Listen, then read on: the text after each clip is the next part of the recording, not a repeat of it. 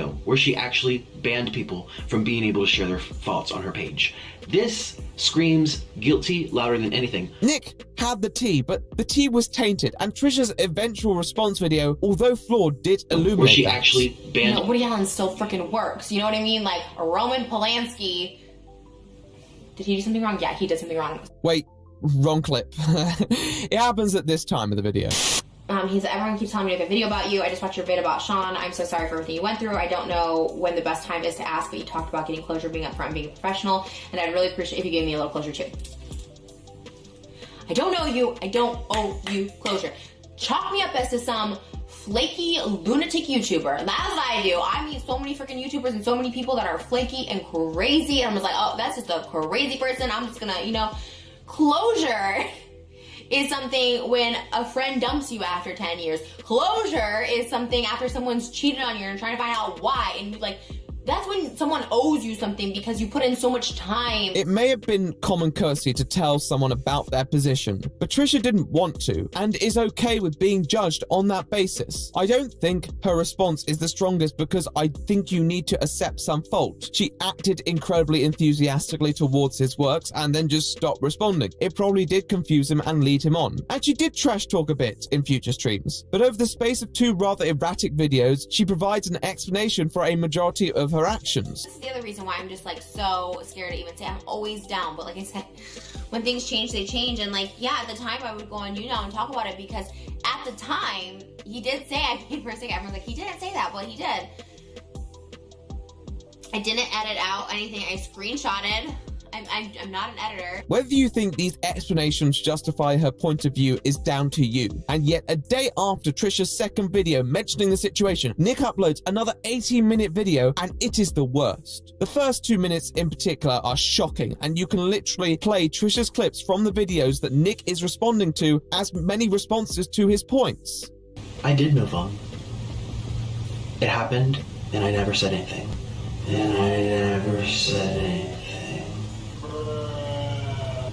Why didn't she move on when she talked about me over and over and over and over? Domo, I don't know what else to say. I'm down. This is the other reason why I'm just so scared to even say I'm always down. But like I said, when things change, they change. And at the time I would go on and talk about it because at the time he did say I paid for a second. Everyone's like, he didn't say that. Well, he did. When I was very small, why did she not move on when she accepted my husband's cameo and lied to our faces? Because I was like, okay, I'm just gonna let bygones be bygones, water under the bridge. I'm gonna be like, good luck, good job on your success. I thought it was a cute thing. His boyfriend or husband, whoever got it for him, purposefully tried to ruin my reputation when I was very small. Why did she not move on where she felt the need to entertain rumors about me? Some of the things that she's saying about me that my viewers might be believing, again, this is not for her. She's made it very clear she has no care in the world for me. So on the You Now, I was talking to, who was that guy? There's some drama channel, I forget his name. Oh, I forget his name. Honestly, this sounds awful, but I don't care. And that's fine, I will live with that. He also showed video where you kept talking about his weight. I didn't. More than once. Okay. I saw the video. Do you regret that? But he edited. So on the You Now, I was talking to, who was that guy? There's some drama channel, I forget his name. Oh, I forget his name. And I literally say, he gained weight. And okay, so he got fat. So what? And he edited out the part where I'm like, so what? I went on Social Blade because I'm a curious George. And your numbers have gone down over the last week by a considerable amount. Yeah. Nothing James Charles, but clearly people have not loved your reaction, your response to all this drama. And his video has done very well. It's gotten 2 million views. Yeah. How does that make you feel? I mean, honestly, this sounds awful, but I don't care because this is something that I am so I'm sorry, I felt harassed by him. He kept going DM and he harassed, he lied. I felt harassed by him. It was so insane. It was so insane and so scary to me. And if you're scared and if you're a little I'm being targeted by a weird she's being targeted by a weird It's like reverse psychology. She's saying that this is who I am, and by reacting, I'm therefore proving her point. I've never been manipulated like this in my whole life. and that's why this video is hard for me to make. Nick frames it like he's the victim of some master puppeteering from Trisha Paytas, which is giving her far too much credit. I could go on. For the record, in that clip, Trisha's actually reading out someone else's comment, but I think Nick knows that. I don't think Nick harassed her or anything, and I don't think it's fair of Trisha to claim that. But Nick talking with the hushed tones and sincere confusion and hurt is by no means any less disingenuous than Trisha. Trisha's responses are not very good. You could take them apart quite easily. Nick does this with some of the responses, such as Trisha's rather daft tweets, but mostly fails with others because it doesn't fit into his narrative. For example, and tried to ruin my reputation on purpose and then twist it so that if I react, I'm crazy. She says he's a little off and gestures to imply he's unhinged, and it is insensitive. And suddenly, it's actually this gaslighting tactic to make him doubt his intentions in making another 18-minute video. But I don't buy it. Gaslighting is built on intent, as we'll soon find out. And I don't believe that Trisha had that intent. I think she saw a person who messaged her a lot, paid $150 for a cameo to use in a video against her before posting another over her failures, and she probably thought he was a bit unstable. Does that mean it's the right thing to say? No, but Nick's narrative that she's some master manipulator is based on the premise that Trisha was just on some campaign of harassment against him and is now trying to silence him, a narrative that doesn't really stand when you consider the flaws in his own. If I was in Trisha's shoes, if I believed that Nick was really that bothered over DMs, he genuinely thought I was out to destroy him and made multiple videos for that reason alone, maybe I'd think he was a little unhinged too. But I don't think that was his motive. I think he was capitalizing on a personal problem that he previously held against a controversial creator, acquiring some reputation points, and grabbing Trisha's attention in that moment too. And to be fair, it worked. Despite Trisha being a master manipulator and Nick being this crazed stalker, Trisha apologized at the start of August and they hashed it out in another mukbang, so maybe they do deserve each other. Look, like, the internet is so huge. So maybe they do. Stalker. Trisha apologized at the start of August and they hashed it out in another mukbang, so maybe they do deserve each other. Look, like, the internet is so huge. You have such a big following. Like, you just go do you. Like, you're doing so good. Like, I know it's fun. Like, you're getting them views and stuff, like, by going back and forth with me. But, like, honestly, like, and there's some people I'm just done with. And I will never acknowledge again. This person being one of them after today. Truly sorry. Obviously, whenever I made a cameo, if I hated you or had any ill will or any sort of resentment, I didn't realize you still had it towards me. And again, I apologize. I apologize for how everything went down. And I respect what you do, and I applaud your success.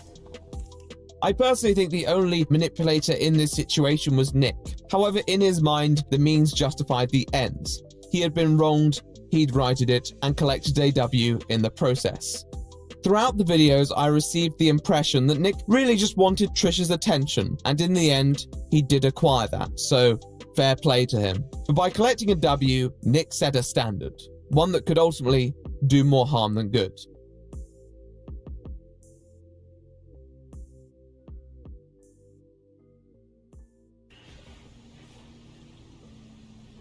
That's kind of cute. Nick's second video on Trisha Paytas in particular is a fascinating video for me, because he basically calls out something that we can identify in his own brand, the forced melodrama. So why didn't people call him out for hypocrisy in that moment? Well, there was one key difference, that Nick never weaponized his overly emotional videos with regards to drama with other creators. He provoked his own drama. Why is this detail important? Because it allowed Nick to create a new commentary brand about other creators which was detached from his otherwise capricious reputation. He is able to transform this image into a creator who's not afraid to spill the tea and call out other people who are engaging in these deplorable actions. Things were looking up for Nick as he established himself as a legitimate voice of common sense from within the community. I don't know if that says more about Nick or the community, but he released multiple videos, particularly on a new third channel about trending drama and personal feuds. Because I've never, everything that happened, the fact that we have the ability to come back and be who we are, because us growing up. all about ourselves again. This was the issue that I personally had watching the whole charade 4 months ago. That it was all about me.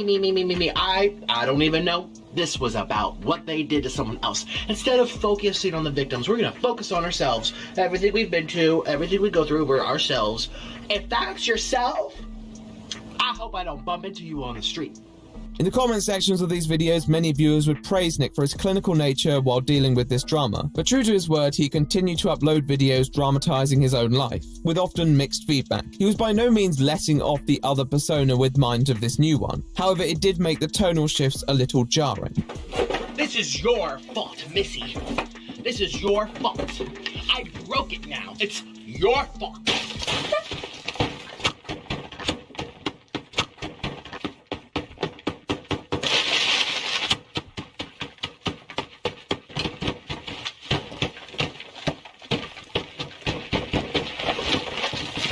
Nick's call-out videos may have been valid in some ways. If you want to find out, you can go and watch them all. But ultimately, what the drama with Trisha Paytas told us is that a lot of audiences tend to trust the creator if they can convey themselves in a credible way, rather than necessarily looking at the claims. For anyone familiar with Nick, they would have noticed that this wasn't all too different to his persona when he exited the vegan community and tried to make some pretty solidly reasoned arguments for why he left. But ultimately let that part of himself go when he had to confront that maybe his new lifestyle wasn't as physically beneficial as he had previously preached. But now he had a new use for his reasoned persona, YouTube drama. What could possibly go wrong? While Nick was operating in multiple personas at once, this allowed him to make the most of multiple audiences, but when you're operating different personas, some of which may seem incompatible with each other, you may be biting off more than you can chew. However, for most of 2019, he was able to balance these new characters and reap the benefits for it, whether that be financial or fanatical. But there was one more advantage worth noting. Assumedly a consequence, though it could be coincidental, was that he began to collaborate with a fair few new faces, many of whom large established creators from within the community. There didn't seem to be any particular friction between these individuals. The worst that some people observed was probably Nick's collaborations with Trisha Paytas, which many felt were a little awkward. But to be honest, their whole existence is awkward. Can I just say one of my favorite things of you, on you now, a long time ago, when you were talking to someone we don't want to mention, you were just like, the views are gone. The views are down. Did I say that about me or you? There's no about yourself. Oh yeah. You're on you now. Like the views are down. There's no more views. Oh okay. The views are gone. You like watched it a bunch of times. You got my mannerisms and everything. I was like, okay. It was funny. Nick appeared to welcome many of these collaborations with open arms. Why wouldn't he? The more alliances and apparent endorsements, the merrier. Maybe his collaborators were hoping that if they worked with him, they wouldn't have to suffer at the hands of any exposed videos. I mean, they probably had reason to not blow him off at least. Nick Avocado, our mukbang king, riding high on top of the world with all his new little friends. Now, Trisha Paytas aside, most of his new YouTube collaborators at least had little previous involvement in public views with Mr. Avocado. However, in December, with Christmas quickly approaching, we were introduced to an individual by the name of Stephanie Sue. But this was no first impression. No, this was around the year anniversary of the Veronica Wang drama, which was inspired by Shookbang's edited footage of Veronica's collaboration with our friend Stephanie here. The other individual of interest is Zach Choi ASMR. He had previously collaborated with Nick and Stephanie. However, in mid-December, they decided to put their powers together and conduct a three-way collab on each other's channels. Nick and Zach have done this before, but it was the first for Stephanie on either channel. The first video was uploaded onto Zach's channel on the 15th of December. Nothing seems out of the ordinary because no one actually talks in his videos. It was a similar case for the second video, which came out on Nick's third channel the day after.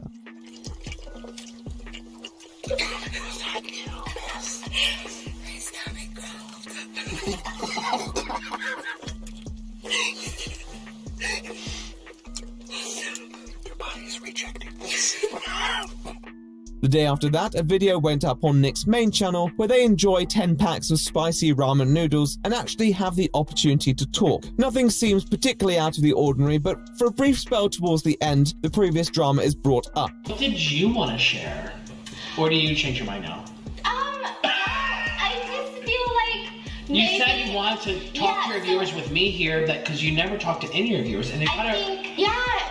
okay, so I guess like the thing that I would clear up is that a lot of people think that I didn't like you after those videos. Okay, and did they say that? Oh, I didn't see them. Yeah, so I guess it kind of like made it seem like because of those videos, and then we didn't publicly talk to each other, like post like pictures or videos until way after when we met like a couple months ago. Like a year later. Yeah, so during that time period, people thought that maybe we didn't like each other at all. Okay. Because of those videos. So, okay. I mean, I didn't feel that way though. I didn't make people tears. She's like, oh God. Now keep in mind that I still hadn't watched Stephanie Sue's video at this point, but with the experience that I had with Nick's content, I noticed that this part in particular was more heavily edited than other parts of the video and seemed to end rather awkwardly. It made me rather suspicious that there were some interactions missing here. One more point I would like to add is that on the 16th of December, the day after the second video was posted, Nick made some tweets alluding to spilling tea on another creator, alongside some Instagram comments, and on the 20th of December, he made a video on All In's channel stating that he planned to expose another creator. So with one video uploaded on Zach Choi's channel and two on Nick Ricardo's channels, there was an expectation